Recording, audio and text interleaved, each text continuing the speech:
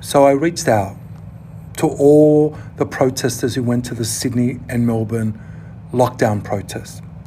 People that have assured me they're freedom fighters, fighters for justice, to end persecution, to stand up for what's right.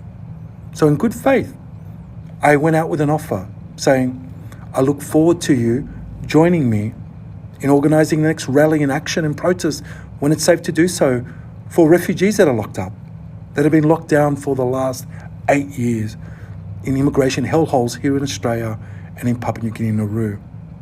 And I asked people that had gone to those lockdown protests to email me at con.k@asc.org.au, my actual work email address. And I thought, these people tell me they're about freedom. Well, I can think of no group being more persecuted right now than people being locked up for the last 8 years for seeking asylum without any freedom of movement.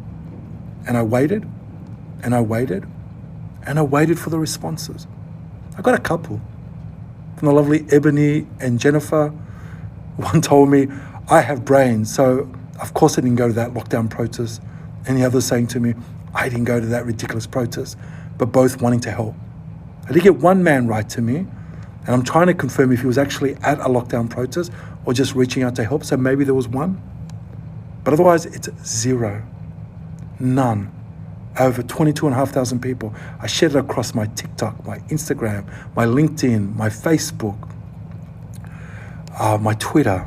Over 107,000 followers across those platforms, and no one. So what do I get to make of this? That none of you reached out to me. What were you actually protesting? Was the right to punch a horse? To fire 12? To extend this lockdown? To pass on COVID and kill other people? I tested this in good faith, and I have to admit I'm actually kind of saddened and disappointed that it just confirmed what I thought. That you weren't protesting anything to do with human rights and freedom and justice and fairness. You were just protesting the right to be a selfish dickhead.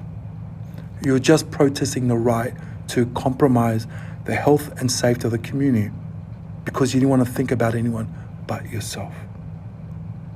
You wanted to be the hero of your own story. You wanted to have a narrative that you were standing for something. And unfortunately, you're just full of shit. That's it. And we're probably going to be in this lockdown even longer because of dickheads just like you. So much for standing up for freedom and standing up for what's right.